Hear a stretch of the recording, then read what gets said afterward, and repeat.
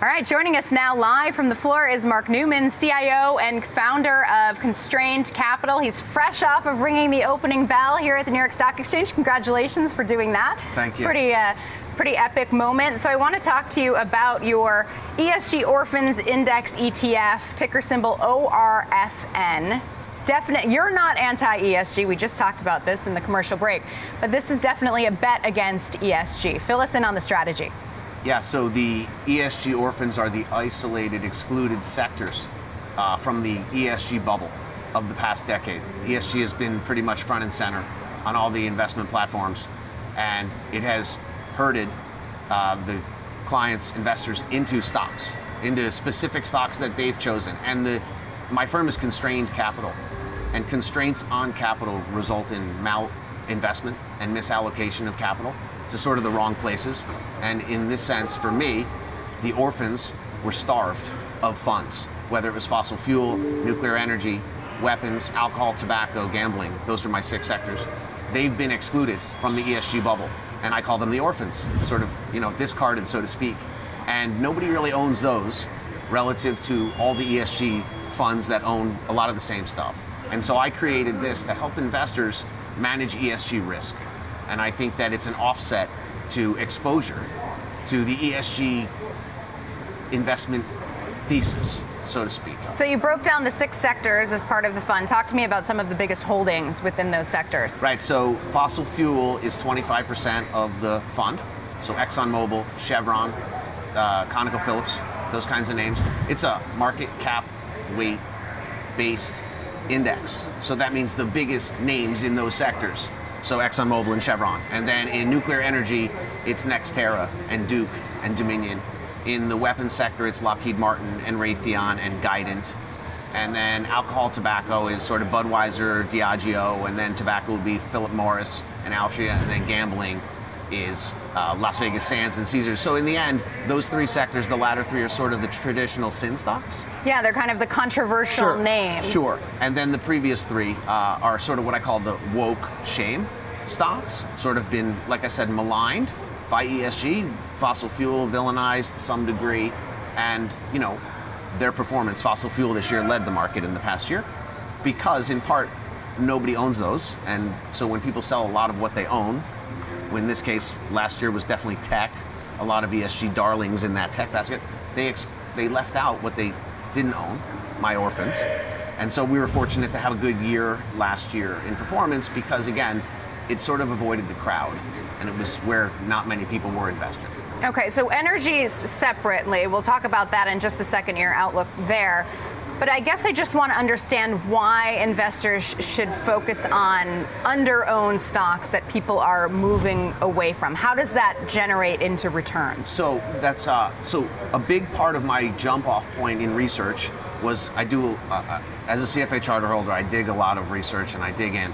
A gentleman called Cliff Asness of AQR, legendary hedge fund guy, in 2017, he wrote a paper about constraints on capital. He specifically mentioned ESG as generally having higher costs and lower returns, and the excluded names, the orphans, so to speak, become higher expected return securities because nobody owns them, and they're lower prices. And to entice investors, they have to buy, let's call them relatively cheaper stocks. So this is a value play. It is definitely a value-oriented strategy, that's for sure. But the key component that I go back to is the constraints of capital on certain sectors, in this case those 6. And the real key point is that it isolated the ESG factor across all sectors. So in my research, I found those most excluded, and it was those 6, and it sort of separated, this is the factor that it isolates ESG.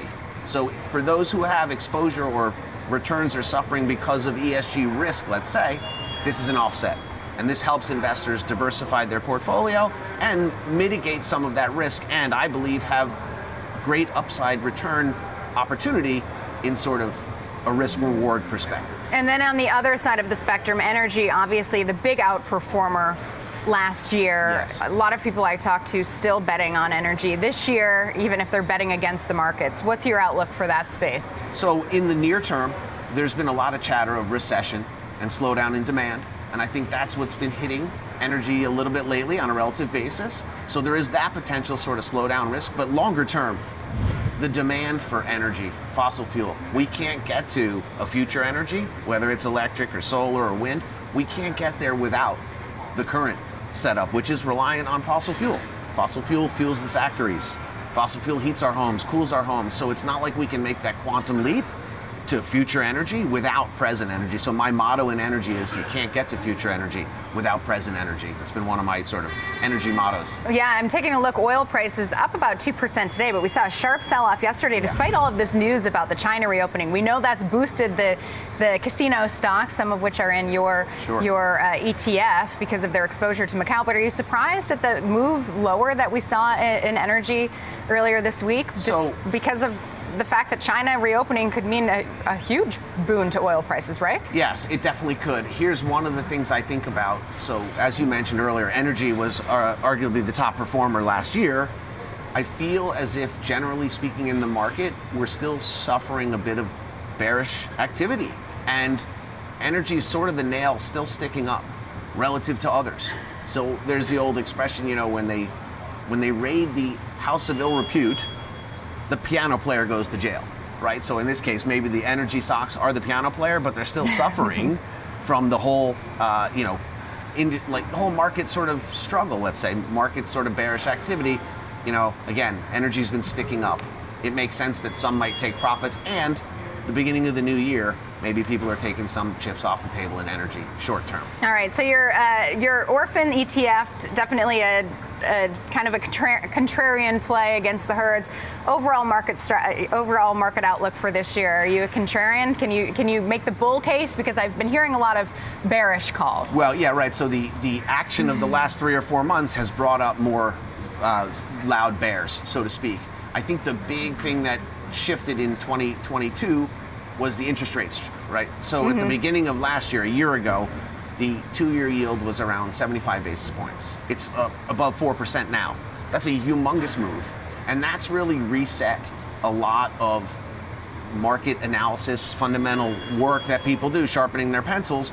And I continue to think that we're going to have challenges this year because I don't think rates will go down so fast. And I think that there is a chance of still stubborn high prices and a struggle with some growth.